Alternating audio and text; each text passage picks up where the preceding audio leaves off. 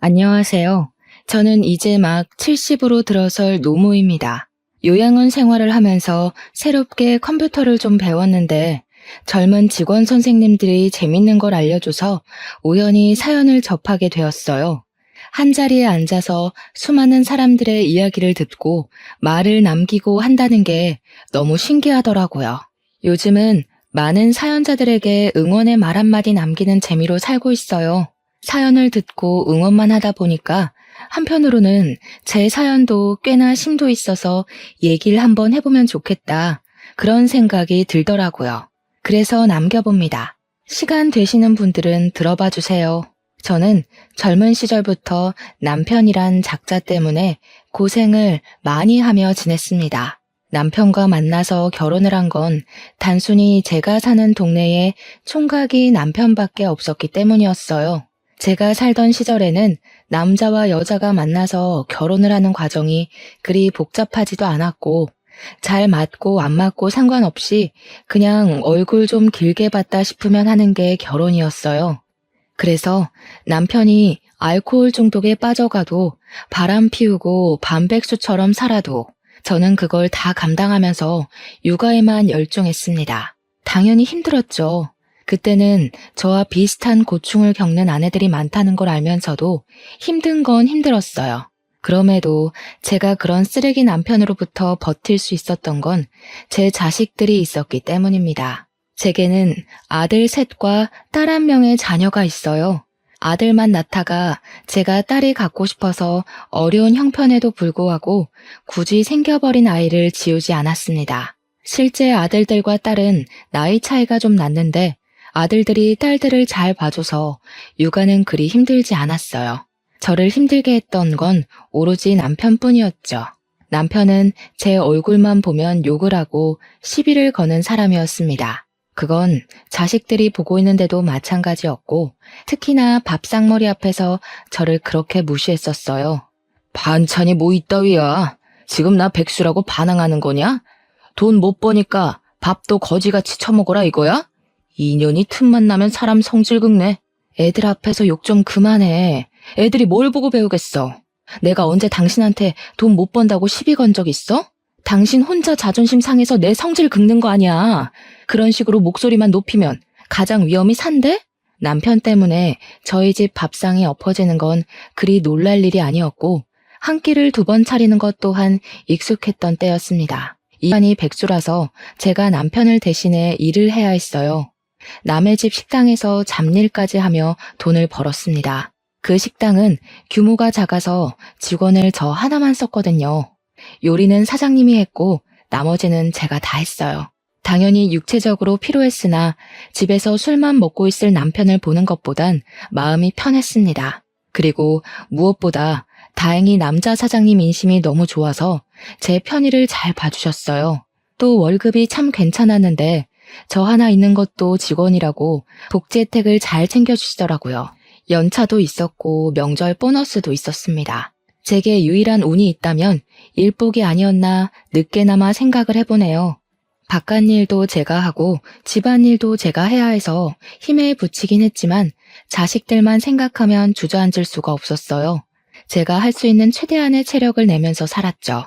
자식들에게 많은 걸 누리게 해주진 못해도 학교 공부는 하게 해주고 싶었고 용돈 들고 친구들과 놀 수 있게 해주고 싶었거든요. 그 나이에 누릴 수 있는 최소한의 인생만큼은 꼭 살게 해주고 싶었습니다. 그래서 아들들과 나이 차가 좀 나는 딸을 만삭이 되도록 안고 있었을 때도 일을 했었고 출산을 하고서 갓난아기를 등에 업고도 일을 했을 정도로 돈 버는 데에 미쳐 있었어요. 그런데 남편은 제가 그리 노력하는 게 마음에 들지 않았나 보더라고요. 돈 없으면 돈 벌어 오라고 난리였고 돈을 벌러 나가면 집구석에 안 박혀 있고 어딜 싸돌아다니냐고 난리였습니다. 너 설마 남자 생겼냐? 그래서 자꾸 싸돌아다니는 거지? 그게 아니면 벌어오는 돈도 쥐꼬리만 하면서 뭐 한다고 하루 종일 나가 있어? 하여간 불륜만 저질러 봐. 인정사정 없이 소송할 줄 알아. 네가 그런 말 할 자격이 된다고 생각하냐? 너는 내 돈 다 뺏어서 딴 년 만나러 다니잖아. 나야말로 소송해줘? 네가 만난 여자들 얼굴 다 알고 있는데 하나씩 다 고소해버릴까? 자식들 앞에서 웬만하면 안 싸우고 싶었는데 남편이 하는 꼬락서니를 보면 안 그럴 수가 없어서 끝내 목청 높여 다투길 반복했어요. 자식들은 우리 부부싸움 때문에 그 지옥에서 늘 두려움을 안고 살았을 겁니다. 자녀들의 눈빛이 불안정한 걸 알면서도 저 또한 사람이었던지라 남편 새끼를 두고 이성을 붙들고 있기가 어려웠네요. 그건 아직도 자식들에게 미안한 점이라고 생각하고 있어요. 그런 불안정한 가정에서 자랐는데 애들이 어떻게 부모를 보고 존중하겠습니까? 당시만 해도 제가 나름 최선을 다해 자식들만 보고 살았다 생각을 했었는데도 아이들의 입장은 전혀 달랐어요. 아들 셋이서 나란히 고등학생일 때 저희 딸은 초등학생이었는데요. 아들들이 머리가 커가니까 우리 부부를 바라보는 시선이 어쩐지 점차 보이더라고요. 한 번씩 아들들이 의견을 좀 더 확고하게 표현하기도 했고요. 어느 날 큰아들이 느닷없이 저더러 남편과 이혼하라고 했을 때 크게 느꼈습니다. 그땐 남편이 술에 찌들어 자고 있을 때였어요.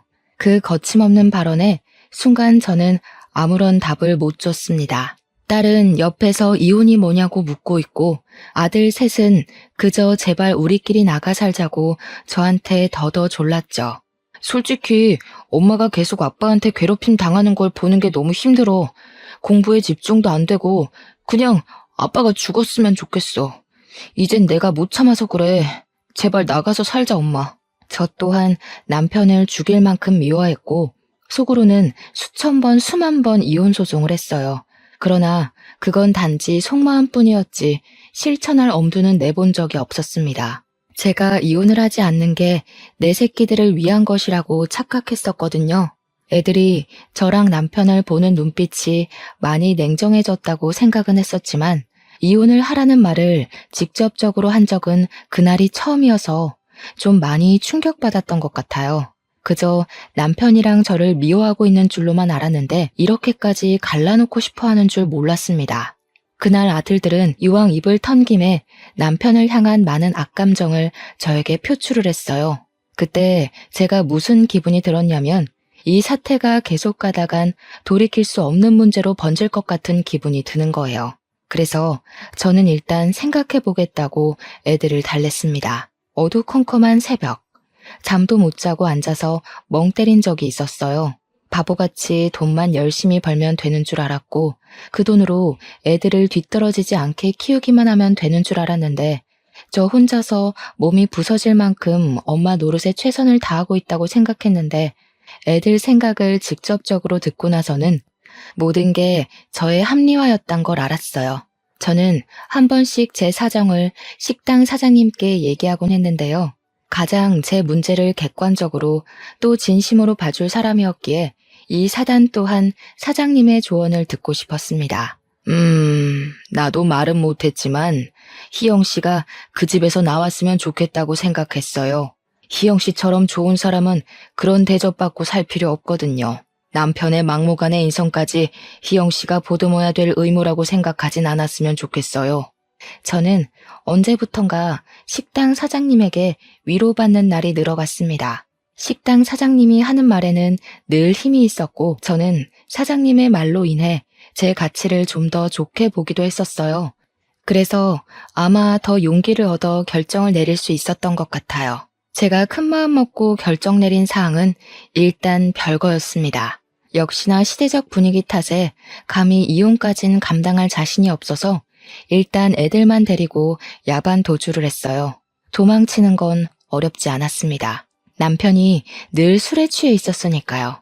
아직 고등학생일 뿐인 아들들이 듬직하게 저를 도와줘서 더 쉽게 가출할 수 있었습니다. 애들을 데리고 나왔으면 당연히 준비된 거처가 있어야 하잖아요. 제가 마음을 크게 먹고 가출할 수 있었던 건 고맙게도 사장님이 형편어려운 제 사정을 받아주는 덕이 있었기 때문이었어요. 저희들은 당분간 사장님께 신세를 지게 된 것이었죠. 사장님은 작은 가게를 운영하는 것에 비해 사는 곳이 꽤 넓었습니다. 평소에는 그냥 평범한 식당 주인이라고만 생각했는데 사장님 집을 처음 보고서 그분의 재력을 대강 체감했어요. 흔쾌히 저희 식구를 보듬어준다길래 혼자 사는 사장님 집에 민폐가 되지 않을까 걱정했거든요. 근데 사장님이 괜찮다고 계속 자기 집에 오라고 하는 겁니다. 역시 믿는 구석이 있어서 저희에게 배려를 해준 거더라고요. 듣자 하니 사장님은 큰 집을 부모님께 물려받았다고 했습니다. 2층 주택이었는데 위아래 세대가 완전히 분리되어 살 수 있게 대문도 2개로 나누어져 있는 곳이었어요. 원래는 세를 주려고 했는데 마침 제 사정을 알게 되어 저한테 선의를 베풀어 주신 거더라고요. 사장님 덕분에 저희는 가출을 한 신세에도 원래 살던 환경보다 훨씬 좋은 집에서 살 수 있게 되었습니다. 사장님은 1층을 사용했고 저희 식구들은 2층에 새들어 살게 되었죠. 사장님이 애들 독립하기 전까지 공짜로 지내라 했으나 더 이상 신세지는 건 아니라고 생각해서 저는 월급에서 떼 월세를 따로 지불했습니다. 다행히도 남편은 우릴 찾지 못했어요. 제가 어디서 일하는지 관심도 없던 양반이니까 찾을 수가 없었겠죠. 애들은 무사히 무럭무럭 커서 아들들은 다 장가를 가게 되었고 딸만 대학생으로 제 곁에 남을 때까지 저는 정말 마음 편하게 지냈어요.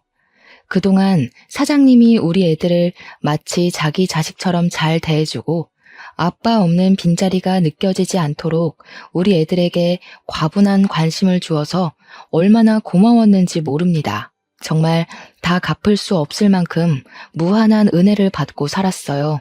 그리고 저는 그런 사장님의 마음이 단순한 친절인 줄로만 알았습니다. 그러나 사장님이 다 저를 좋아했기 때문에 흔쾌히 모든 걸 지원해줬다는 걸 알고는 좀 놀랐어요. 사장님의 고백을 처음 들었을 때 저는 저 또한 사장님을 좋아한다는 걸 깨달았습니다. 이 사실은 당연히 자식들도 성인이 되면서 알게 되었고 나이 들어서 징그럽단 소리 안 하고 오히려 우리를 축하해줬어요. 애들 말이 제발 좋은 남자 만나서 엄마가 행복하길 바랬다고 얘기해주기도 했.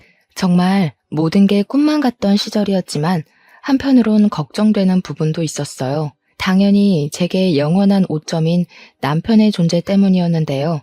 그땐 제가 남편과 별거한 지 15년이 되었을 때였습니다. 별거를 하고 한 번도 남편을 본 적이 없었고 어쩔 때는 남편의 존재가 하루 종일 생각나지 않았을 정도로 까마득할 때도 많았어요. 사장님 집으로 도피해서 살아온 순간이 진짜 제 삶이라고 착각하며 15년을 보냈었죠.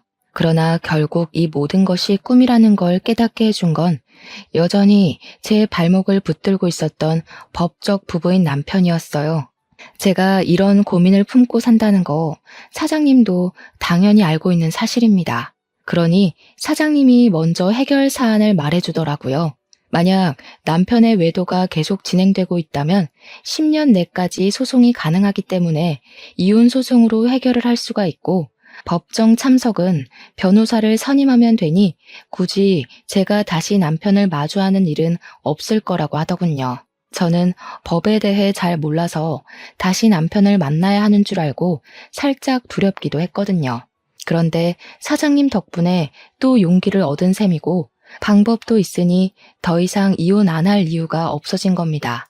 그렇게 저는 10여 년 끝에 이혼 소송을 하게 되었고 말도 안 되는 위자료까지 받아서 사장님과 재혼을 할 수 있었습니다. 자식들은 사장님 같은 새아빠라면 언제든지 환영이라고 해주면서 저희의 관계를 많이 축하해줬어요.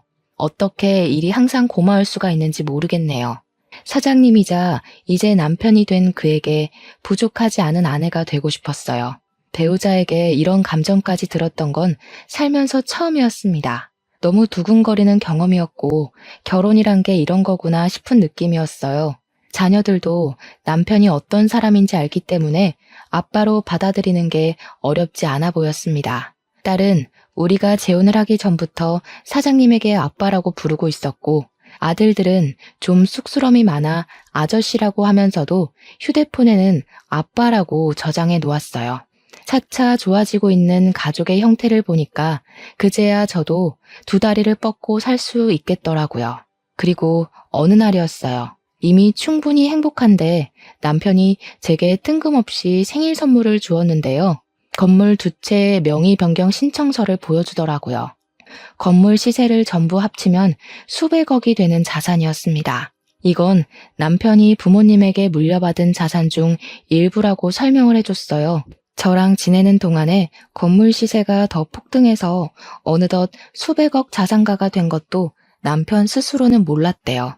그런데 그 큰 재산을 느닷없이 저한테 덜렁 주겠다고 하는 남편의 마음이 정말 당황스러웠어요. 당신은 언젠가부터 돈을 너무 쉽게 생각하는 것 같아요. 아무리 부부라지만 내가 이렇게 큰 선물을 어떻게 받아요? 지금도 충분히 받을 거 다 받았고 행복하니까 자꾸 더 해주지 마요. 이미 희영 씨 거였다고 했잖아요. 내가 이날만을 얼마나 기다렸는데. 우리 이제 부부잖아요. 다른 부부들보다 늦게 시작했으니까 그만큼 빨리 많이 공유하고 살고 싶어서 그래요. 그래야 남 같지 않고 진짜 부부가 된 기분일 것 같거든요. 저는 그 자리에서 감동을 머금고 남편의 마음을 받았습니다. 말했다시피 그날은 제 생일이었어요. 그래서 아들 부부까지 다 모여서 저녁을 먹던 날이었거든요. 남편이 식사 자리에 끝나고 저를 따로 방으로 불러서 준 선물이었습니다. 그런데 그걸 애들이 몰래 들어버린 거예요. 누가 엿본다는 건 모르고 있었는데 제가 남편 앞에서 눈물을 보이자마자 자녀들이 들이닥쳐 저는 우리 둘의 모습을 보곤 박수를 쳐줬어요. 우와, 아저씨, 지금 엄마한테 전부를 다 주신 거 아니에요? 저희 다 들었어요. 어쩐지 아저씨 집 처음 왔을 때부터 부자 같았는데 정말이었네요. 세상에서 제일 대단한 남편감 아닌가? 엄마, 완전 땡 잡았어. 너무 부럽다. 나도 아빠 같은 남자랑 결혼하고 싶어. 세상에 어떤 남편이 마누라 생일 선물이라고 건물을 덜컥 주겠어. 자녀들은 남편의 재력을 알고서 그저 존경 어린 눈빛을 띄었고 며느리들도 시아버지 너무 멋있는 분이라면서 분위기를 한껏 띄워주었어요. 남편은 그런 자녀들과 며느리들에게 어깨를 으쓱해 보이며 땡 잡은 건 오히려 자신이라고 당신 같은 와이프 얻는 것이 쉬운 게 아닌데 너무 고운 여자랑 결혼을 해서 기쁘다는 식의 민망한 말을 해보였습니다. 자녀들과 며느리들이 남편의 느끼한 멘트에 소리를 지르면서 자지러지곤 했는데 그 달아오른 분위기에서 저만 얼굴이 빨개져선 고개를 못 들고 있었어요. 너무 부끄러웠지만 그런데도 이것이야말로 행복이라는 게 너무 느껴지더라고요. 이미 남편을 만나고 잘 살아왔으나 저는 여기서 더 잘하는 아내가 될 것이고 더 훌륭한 엄마가 되겠다고 그때 한 번 더 결의를 다졌던 기억이 납니다. 그렇게 저의 행복은 날아오를 대로 올라 정점을 찍고 바로 추락하기 시작했어요. 높이 올라간 만큼 추락하는 속도도 너무 무섭고 갑작스러웠습니다. 제가 처음으로 무너졌던 건 따뜻했던 봄의 계절이었습니다. 재고부족으로 장을 보러 갔던 남편이 느닷없이 혼수 상태에 빠졌다고 병원에서 연락이 왔었어요. 그땐 너무 깜짝 놀라서 상황 설명도 못 듣고 바로 식당 문을 닫고 병원으로 달려갔습니다. 제가 도착했을 때 자녀들이 이미 남편 곁에 있었어요. 저는 의식 없이 누워있는 남편을 보면서 도대체 어떻게 된 거냐고 울음에 묻힌 목소리를 내보냈습니다. 그러니 장남하는 말이 병원 측에서 음독사고로 남편이 쓰러진 채 발견이 되었다고 하더라고요. 음독사고라니 정말 뜬금없는 이유였습니다. 제 남편은 장을 보러 나간 건데 어디서 어떻게 독약을 먹는단 말입니까? 제가 전혀 사고에 대한 이해를 못하고 있자 거기서 장남이 머뭇거리다가 몇 마디 더 보태었어요.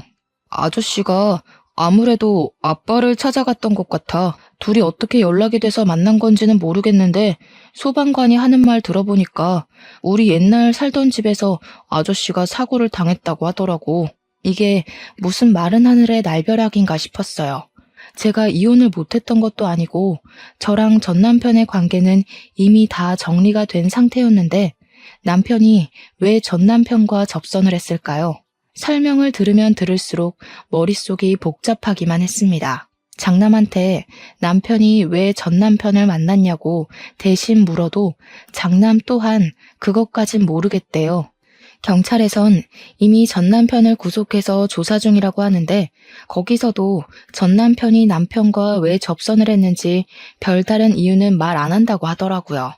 그나마 남편한테 해코지한 이유 정도는 전 남편이 선뜻 밝혔다는데 그냥 제가 괘씸해서 그랬다는 자백이었답니다. 아무리 사람한테 안갚음이 있어도 그렇지 어떻게 멀쩡한 사람을 반 죽여놓는단 말인가요? 음독을 시도했다는 건 명백히 살인 미수잖아요. 몇 년이 지나도 한결같이 쓰레기인 전 남편 소식을 들으니 얼마나 심장이 벌렁벌렁 하던지. 끝난 줄만 알았던 전 남편의 존재가 다시 제 발목을 잡자 과거로 돌아간 것 마냥 가슴이 갑갑했습니다. 제 눈앞에서 남편이 의식 없이 누워 있어서 더 혼란스러웠던 것 같아요.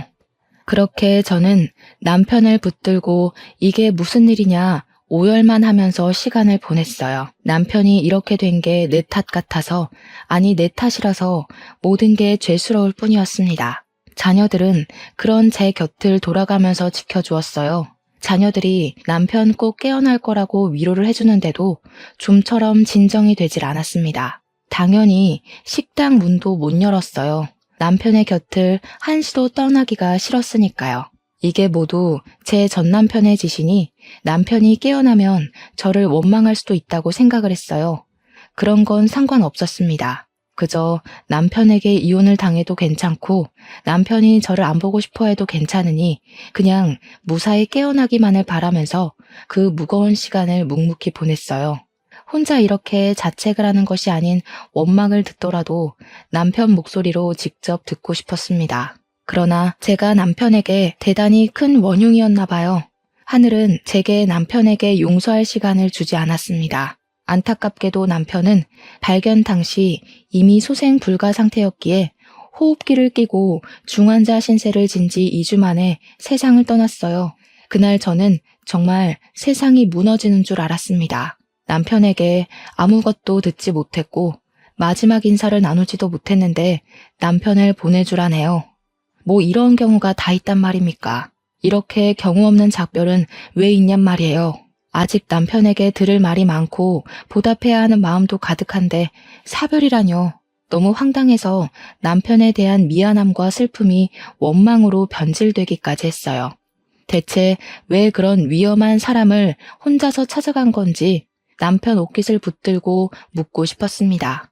그러나 역시 돌아가신 분에게선 답이 없었죠. 저는 장례식 내내 텅 빈 마음으로 시간을 보냈어요. 자녀들과 며느리들이 저를 대신해서 바쁘게 조문객을 받았고 장례 절차에 따라 움직였습니다. 쓸쓸하게 보낸 우리 남편, 장례식이라도 성대하게 치러주고 싶어서 자녀들이 의견을 많이 보태었어요. 남편은 역시나 좋은 사람이었는지 조문객들이 정말 많았습니다. 그래서 더 미안했어요. 착한 사람이 괜히 나 같은 사람을 만나서 이렇게 일찍 단명을 해버린 거니까요.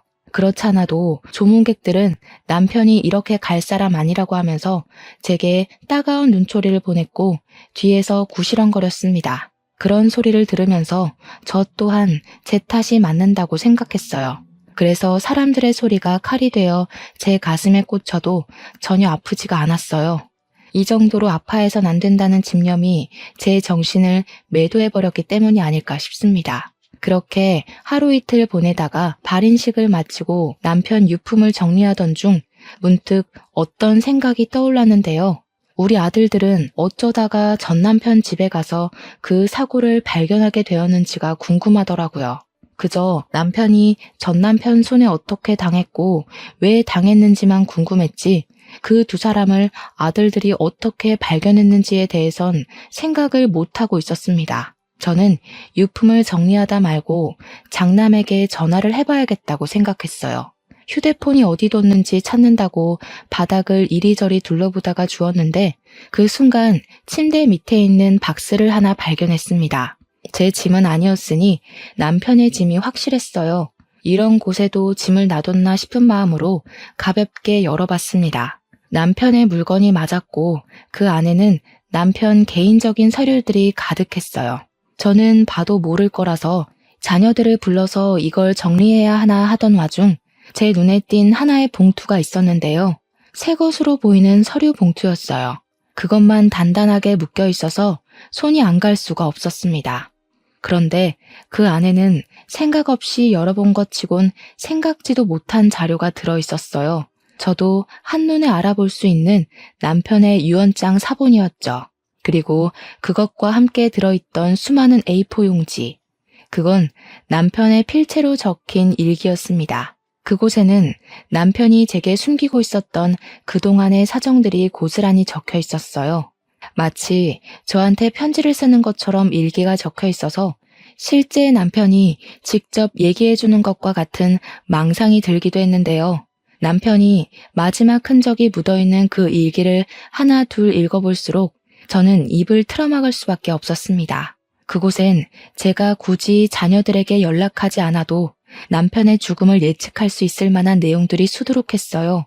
당황스럽게도 남편이 전 남편을 만난 건 이번이 처음이 아니었더라고요. 그전에도 전 남편을 만났다는 게 충격이었지만 그보다 더 놀랐던 건 그 만남이 전부 제 아들들의 주도하에 이루어졌단 거였어요.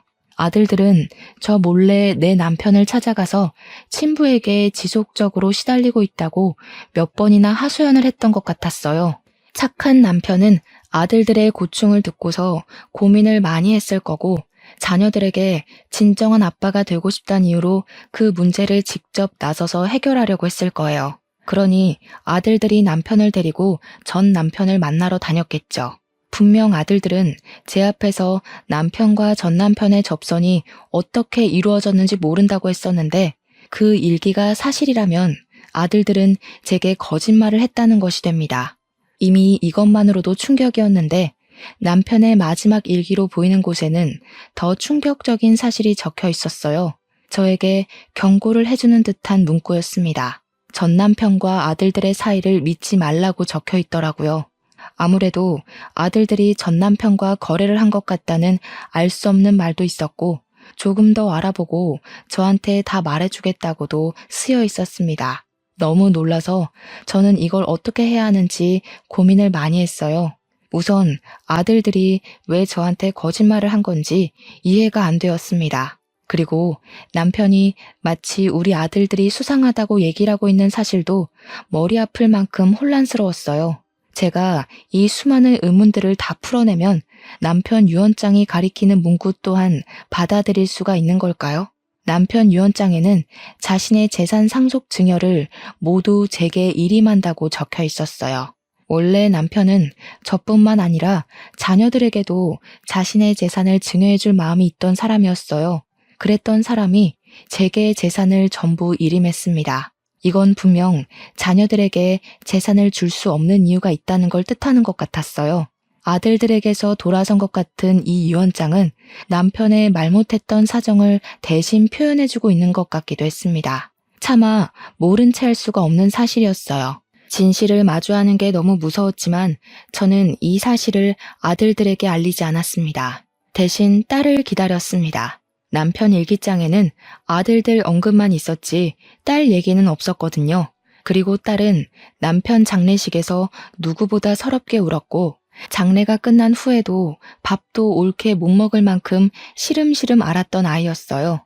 저 못지않게 남편의 죽음을 크게 애도하였습니다. 그런 딸이 아들들처럼 숨은 얼굴을 갖고 있을 거란 생각은 못했어요.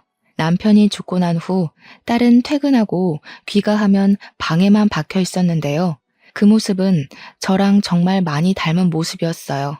그런 딸의 마음을 제가 다잡아주고 기운을 북돋아줘야 하는데 못나게도 엄마로서의 역할을 제대로 못했습니다. 그날도 딸은 방에만 박혀서 저녁 먹을 생각을 안 하고 있었어요. 그래서 제가 오래간만에 딸 방을 찾아갔습니다. 그 순간 방문 가까이 가니까 안에서 어떤 말소리가 들렸어요. 그때부터 저는 기척을 숨긴 채 문에다 귀를 바짝 대어 들어봤습니다. 나도 매일 눈물 짜내느라 힘들어. 이러다 진짜 우울증 올 것 같다니까. 억소리 나는 돈만 아니었으면 나 진짜 다 관뒀다. 돈 받으면 이 집 바로 나갈 거야. 우리 어디 갈래? 발리 갈까? 자기 발리 가고 싶어 했잖아. 딸의 생생한 목소리에 저는 귀신이라도 본 것 마냥 문에서 떨어져 나갔습니다. 딸에게서 남편 일기장에 적혀있는 아들들의 소름 돋는 모습까지 투영되어서 보이는 듯 했어요. 아들들 또한 제가 못 보는 곳에서 딸처럼 이런 생각으로 남편을 바라봤겠죠. 저는 이때야 내 자식들의 실체를 다 알아버린 셈이었어요. 내 자식들이 남편을 아빠라고 받아들였던 게 전부 남편의 재산 때문이라는 걸 알았습니다. 아들들과 딸은 결코 우리 남편 죽음을 슬퍼한 적이 없다는 거였고, 여태껏 나와 같은 모습을 하고 있다 생각한 딸의 눈물도 거짓이라는 거 아닙니까? 딸의 이면적인 모습에 충격받은 저는 그곳에서 찍소리도 못하고 얼른 방으로 돌아와 버렸습니다. 아들들 모습은 안 봐도 비디오이니 확인해 볼 필요가 없다고 생각했어요. 진실을 직면한 그날, 저는 남편과 단둘이 썬 그 방에서 며칠을 울었습니다. 남편이 제게 자식들의 이런 면을 말하지 못해서 얼마나 속이 골았을까요? 혼자서 어떻게든 해결해 보려고 얼마나 노력했을까요? 저는 남편 앞에 악마 새끼들을 끌고 온 것 같아 미안해서 괴로울 지경이었습니다. 그러나 이대로 울고만 있을 수는 없었어요. 남편의 재산이 정리되어야 한다는 걸 이미 자녀들이 알고 있고 자기네들 앞으로 떨어질 콩고물을 기대하고 있잖아요. 충분히 울면서 시간을 보낸 저는 마음을 굳건하게 먹고서 변호사를 불렀습니다. 어차피 재산 정리하려면 변호사를 불러야 되니까요. 그리고 자식들에게도 식당으로 모이라고 연락을 한 통씩 넣었어요. 자식들은 뻔뻔한 얼굴로 저를 위로하면서 안부를 물어주었습니다. 자녀들에게서 전 남편의 괴물 같은 모습이 보이는 것 같아 소름이 돋았어요. 어쩌면 멍청했던 전 남편보다 훨씬 더 지능적으로 무서운 녀석들일 수도 있겠네요. 저는 차마 자녀들에게 괜찮다는 말은 못하고 애써 마음 안 좋은 척하고만 앉아 있었습니다. 그리고 변호사가 우리 앞에서 남편의 유언장을 읽어주기 시작했는데요. 솔직히 직접적으로 상황에 마주하게 되면 더 심하게 두렵고 떨릴 줄 알았거든요. 그런데 의외로 감정이 침착해지더라고요. 그 덕분에 변호사가 유언을 또박또박 읽어나갈 때마다 자녀들 표정이 점점 바뀌는 게 아주 잘 보이는 거 아니겠습니까? 그 모습이 얼마나 악마 같고 가소롭던지. 남편이 아니었다면 저 또한 자식들의 이런 이면에 속아 넘어갔을 거 아닙니까? 그 생각만 하면 분명 내가 낳은 자식인데 전혀 자식 같아 보이지가 않더라고요. 심지어 유언장을 발표하는 이 자리는 그야말로 제가 제 힘으로 괴물을 낳았구나라는 걸 증명하는 자리가 되었는데요. 변호사가 유언장을 다 읽자마자 벌떡 들고 일어난 장남이 변호사 손에 있는 유언장을 뺏어갔어요. 지금 뭐라고 했어요? 엄마한테 다 일임한다고요? 이거 조작된 거죠? 분명 그 아저씨가 우리한테 준다고 약속했단 말이에요. 엄마가 말해봐. 엄마가 몰래 아저씨 유언 조작했지? 애초에 너희들 돈이 아닌데 뭘 그렇게 탐을 내니? 남편이 선심 써서 너희한테 주고 싶다고 했던 거지. 너희 돈을 맡아놨다가 돌려주겠다는 소리가 아니었어. 이미 열이 바짝 오른 장남한테 제 말은 들리지도 않는 것 같았어요. 장남은 기어코 제가 꾸민 짓이라 망언을 퍼부으며 유언장을 던져버렸습니다. 그리곤 제 멱살을 목 조르다시피 꽉 쥐었어요. 지금 혼자 잘 먹고 잘 살겠다는 거야? 어떻게 핏줄을 버려? 아저씨한테 정신 나가서 자식들은 안중에도 없었던 거지? 우리가 그 돈 때문에 무슨 짓까지 했는데 엄마한테 다 뺏기려고 내 손 더럽힌 줄 알아? 이거 다 무효야. 진짜 유언장 어딨어? 장남은 돈이 제 앞으로 안 떨어지자 막 나가기로 했는지 개소리를 거침없이 짓거렸어요. 장남은 지금 자신이 무슨 소리를 하고 있는지도 모를 만큼 흥분했던 것 같은데요. 장남이 말하는 더러운 짓이 뭔지는 제가 경찰한테 남몰래 신고를 하고서 알게 된 사실인데 아들들이 남편의 사망을 음독사고로 꾸미고 전 남편한테 뒤집어 씌운 거더라고요. 이미 자녀들이 저와 전 남편을 버린 거나 마찬가지인 셈이었지만 그 사실을 들었을 때 저 또한 자식들을 버리기로 마음먹었습니다. 고맙게도 녀석들은 내가 내 손으로 자식을 끊어내는 걸 죄스럽지 않도록 해줬어요.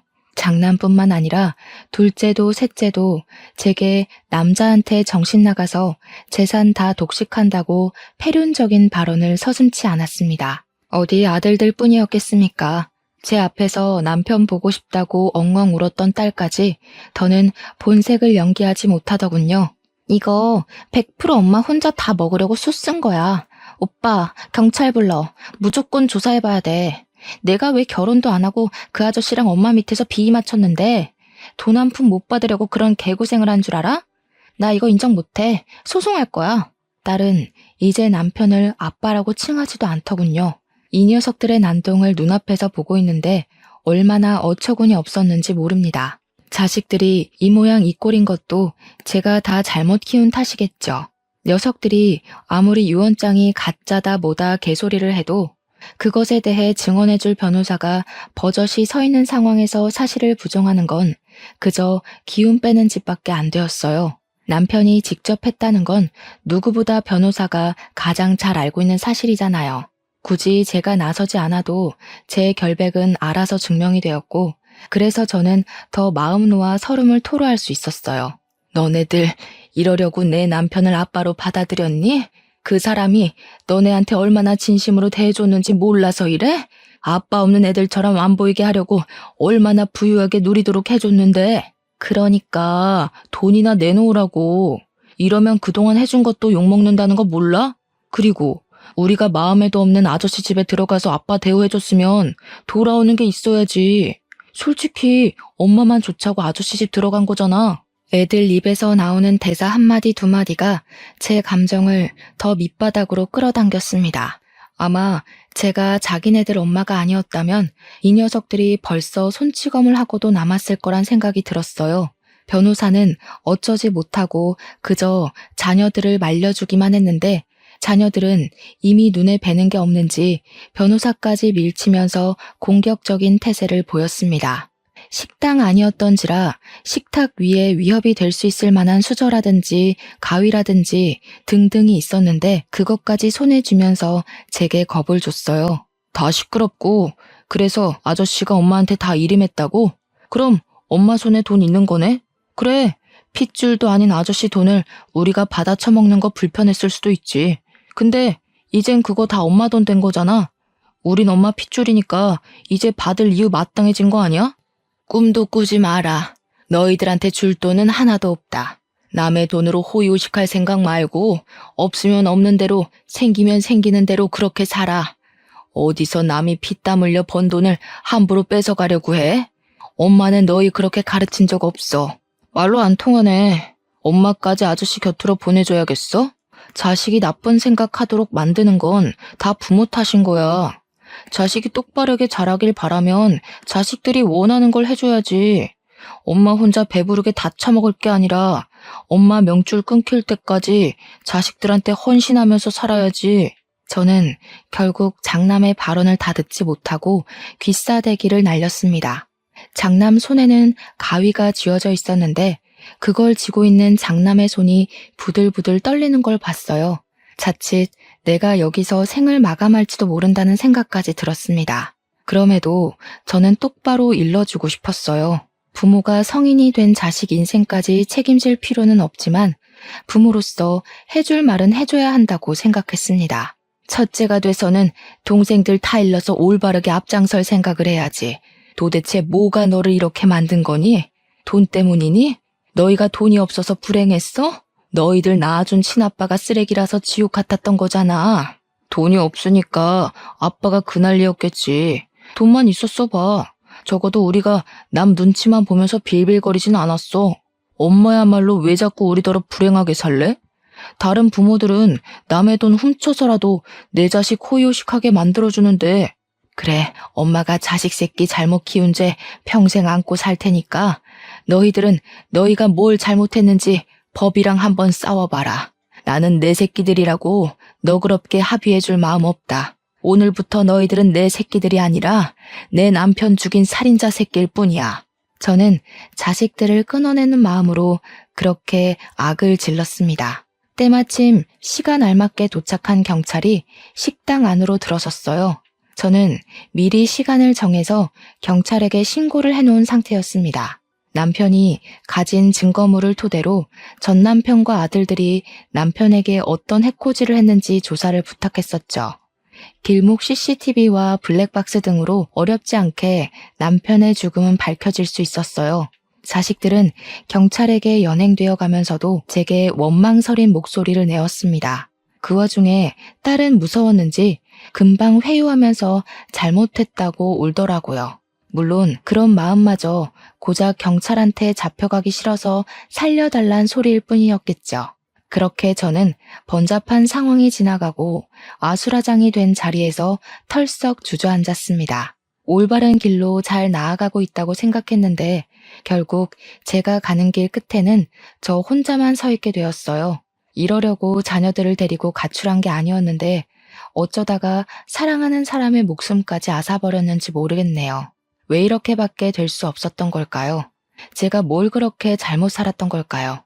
애초에 시대적 분위기를 따라서 결혼을 했던 게 잘못인 건지, 쓰레기 전 남편을 두고 자식들만 데리고서 가출을 했던 게 잘못인 건지, 아니면 남편의 식당에 취직을 했던 게 잘못인 건지 모르겠어요. 결국 죽은 남편에게 면목이 없어서 용서를 비는 것조차 창피했어요. 그날로 저는 식당 문을 영원히 닫아버렸습니다. 남편 없이 잘 먹고 잘 살 생각 없었거든요. 자식들까지 제 손으로 감옥에 보내고 벌을 내려줬는데 저 혼자 잘 살아서 뭐 하겠습니까? 그렇다고 파렴치한 자식들을 다시 자식으로 받아줄 생각은 없어요. 감옥에서 나오면 부디 이 세상이 고작 돈 때문에 막무가내로 살기엔 얼마나 혹독한 곳인지 깨닫길 바랄 뿐이네요. 저는 현재 인사말에서 말씀드렸다시피 요양원에서 생활 중입니다. 제게 남겨진 수백억의 재산은 요양원비를 해결할 돈만 남겨둔 채 전부 사회에 환원을 해버렸어요. 내 돈 아닌 걸 갖고 있으려니 얼마나 무섭고 마음이 불편하던지. 어려운 사람들을 위해 써버리니까 속은 좀 시원하더라고요. 아마 두 발 뻗고 못 자는 일은 없지 않을까 싶네요. 남은 생을 요양원에서 쭉 보내다가 갈 것 같은데 이곳이 조금 쓸쓸하고 심심하긴 하더라도 더는 아픔 없이 그냥 이렇게 살다가 가고 싶습니다. 마지막 소원인데 그것만은 하늘이 저를 불쌍하게 생각해서 들어줬으면 좋겠네요. 손가락이 굳어서 글 쓰는 속력이 느렸다 보니 벌써 저녁 먹을 시간이 되었습니다. 점심 먹고 앉았는데 벌써 저녁이라니 오랜만에 몸이 고생을 좀 한 기분이네요. 오늘은 일찍 잠자리에 들어야겠습니다. 제 사연 읽어주셔서 너무 감사해요. 모두가 덜 아픈 생을 살길 기원할게요.